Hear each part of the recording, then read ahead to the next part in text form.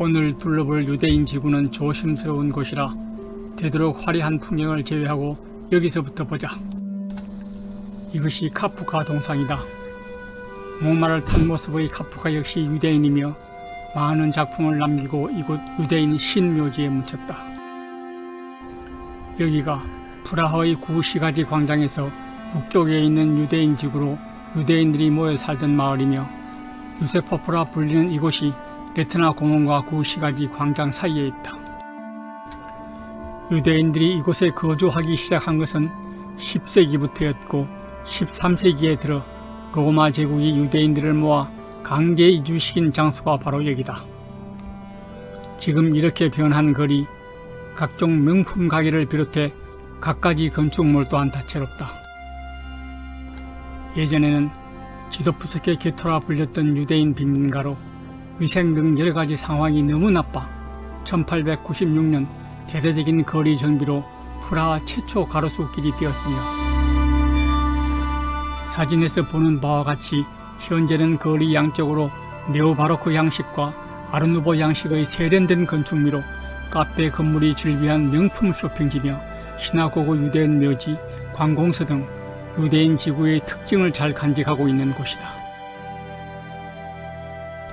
1850년 유대인 도시라는 원래 이름 지도프 메스토에서 마리아 테레사 아들이었던 요세프 2세 이름을 따 지금의 요세포프란 이름으로 바뀌게 되었는데 신성 로마 제국 황제였던 요세프 2세에 의해 경계의 벽이 허물어지게 된 것을 기념하기 위한 것이란다.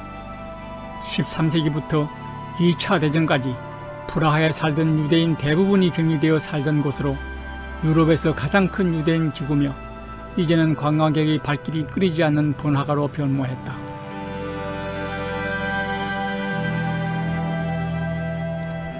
유대인 묘지 남쪽 입구에 있는 핑카스 시나고고 이 교회당은 1479년 랍비 핑카스에 의해 건립된 교회당이다.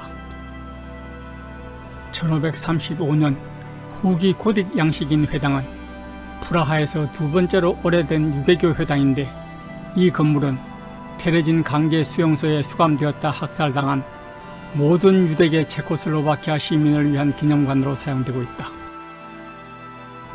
이곳을 들어가려면 줄을 서서 상당 시간 기다려야 하고 카드를 받지 않으니 반드시 현금을 준비해야 하며 입구에서 표를 사 회당 내부로 들어서면 백색 벽면에 희생된 77,297명의 이름이 빽빽히 새겨져 있고 2층에는 1942년부터 2년간 강제 수용되었던 어린이들이 그렸던 그림이 전시되고 있다.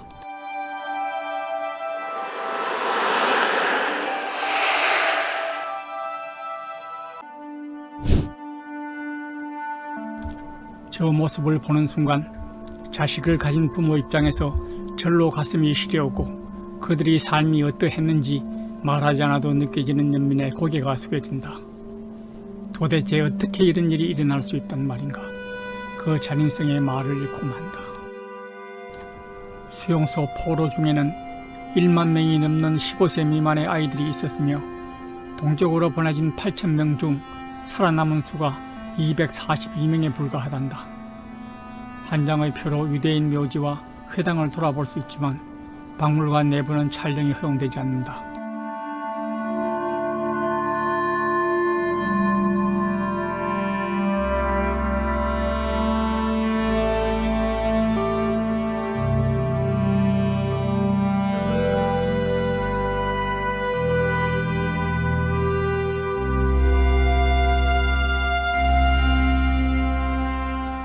박물관 뒤편에 있는 유대인 공동묘지는 을씨년스러울 뿐 아니라 무겁게 다가오는 오랜 침묵의 어둠같이 그들의 삶이 쓰라림이 더 느껴지는 곳이다.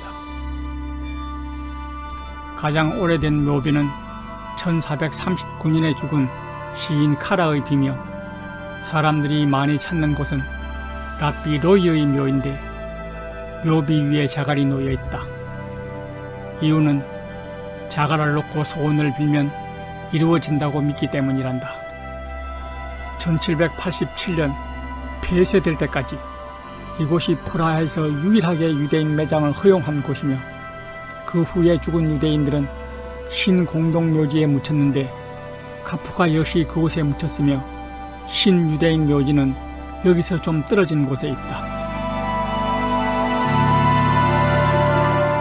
지금 보는 이 신구 유대교회당은 프라하에서 스타로바나 교회당으로 불리며 1270년에 지어진 것으로 유럽에서 가장 오래된 유대교회당이다. 체코 유대인들의 종교 중심지로 자리매김하고 있는 이 교회당은 초기 고딕 양식의 건물로 유명한데 구조에서 특징적인 것은 본당 통로에 뚫려있는 구멍이다. 당시 남자와 여자가 함께 예배를 보는 것이 금지되어 있어 본당에 들어갈 수 없던 여성들이 안을 엿볼 수 있도록 뚫은 것으로 지금도 이곳에서는 여성들이 통로에서 예배를 본다고 한다. 그리고 이곳이 의식의 집이다.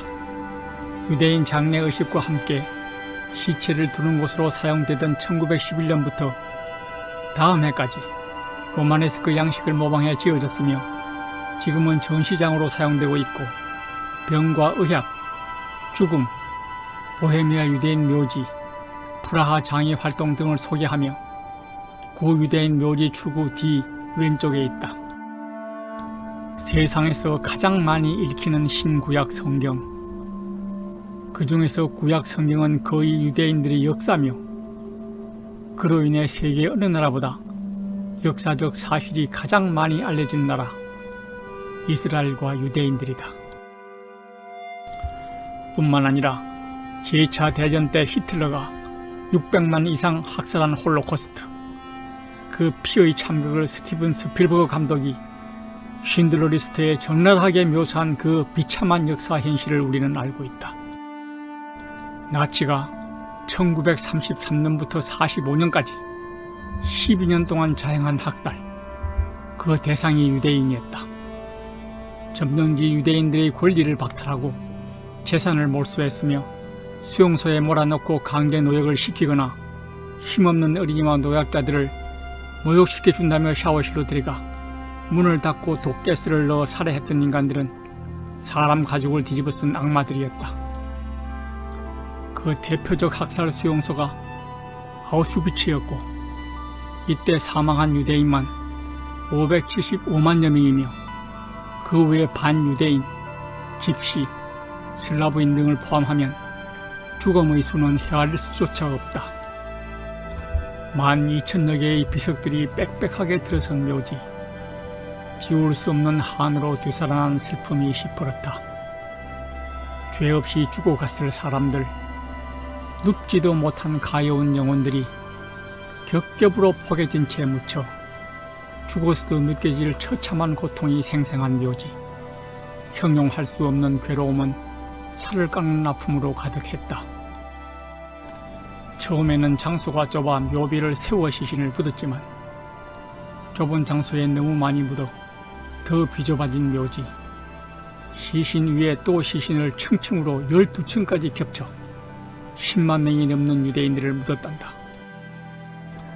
지도자 하나 잘못 만나면 얼마나 큰 희생을 치르는지 헤아릴 수조차 없는 슬픔과 안타까움이 가슴을 후벼 파는 현장은 우리의 지난 흑역사를 되짚게 했다. 제주 4.3을 비롯한 여순항쟁과 광주 민주화운동까지 수만 명을 죽이고도 그런 일 없다며 온갖 후사를 누리는 인간들, 생각만 해도 화가 머리 끝까지 치밀며 고대 그리스 철학자 플라톤이 떠올랐다. 정치에 무관심하면 가장 저급한 인간의 지배를 받는다는 2500년 전 그의 명언. 아직도 나라 살림은 뒤전이고 권력의 도치에 저놈들 일속 챙기며 국민을 개돼지로 보는 세력들이 서슴지 않고 저지른 각종 범죄들, 숨기고 덮는 데만 혈안이 되어온 세월, 걸핏하면 법과 원칙을 들먹이며 정의와 평등을 부르짖는 자들, 이것이 법과 원칙이고 정의와 평등인가? 권력과 정경유착의 경제 공동체, 황색 저널리즘이 한패거리가 되어가는 작금의 현실 또한 어떠한가? 돈 없고 백 없고 가난한 사람들, 아무리 짓밟혀도 대항조차 할 수 없는 삶, 그 자체가 고통인 역사. 차이만 다를 뿐 오늘까지 이어지고 있다.